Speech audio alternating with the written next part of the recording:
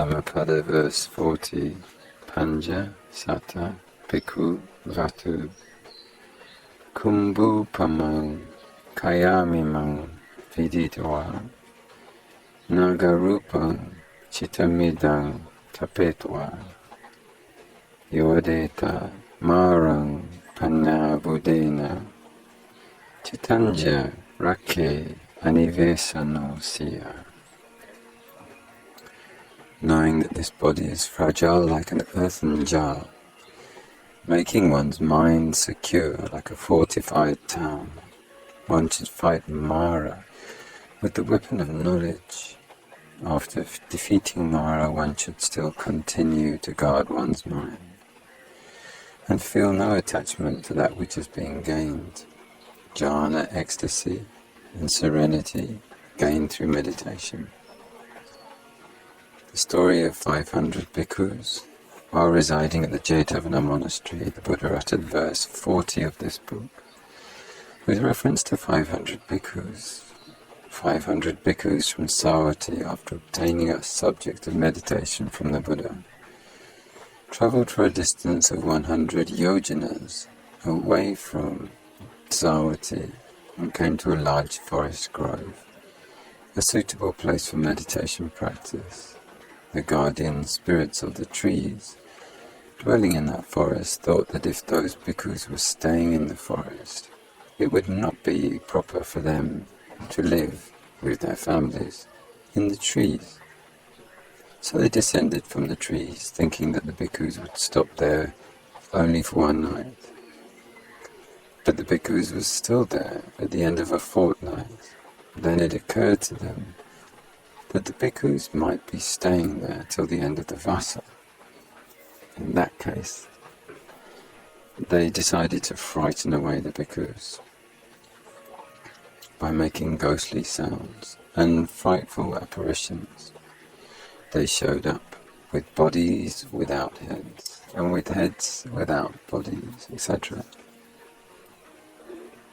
The bhikkhus were very upset and left the place and returned to the Buddha, to whom they related everything.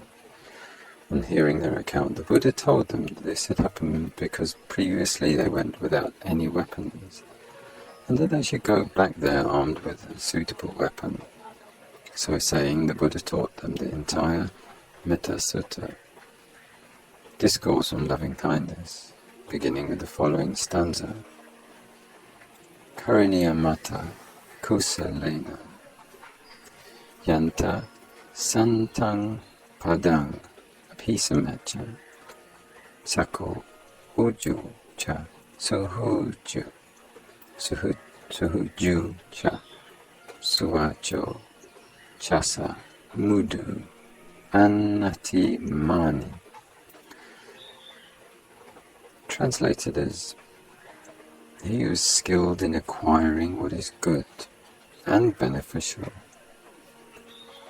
mundane as well as supramundane, aspiring to attain perfect peace, nibbana, should act thus.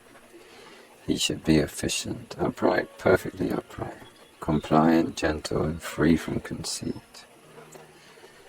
The bhikkhus were instructed to recite the sutta from the time they came to the outskirts of the forest grove, and to enter the monastery reciting the same. The bhikkhus returned to the forest grove and did as they were told. The guardian spirits of the trees, receiving loving kindness from the bhikkhus, reciprocated by readily welcoming and not harming them. There were no more ghostly sounds and ungainly sights. Thus left in peace, the bhikkhus meditated on the body. They came to realize its fragile and impermanent nature. From the Jetavana monastery, the Buddha, by his supernormal power, learned about the progress of the bhikkhus and sent forth his radiance, making them feel his presence. And to them he said, "Bhikkhus, just as you have realized the body is indeed impermanent." The Buddha then spoke in verse as follows: knowing that this body is fragile like an earthen jar, making one's mind secure like a fortified town, one should fight Mara with the weapon of knowledge. after defeating Mara, one should still continue to guard one's mind and feel no attachment to that which is being gained, like jhana, ecstasy and serenity gained through meditation. The 500 bhikkhus attained arahantship.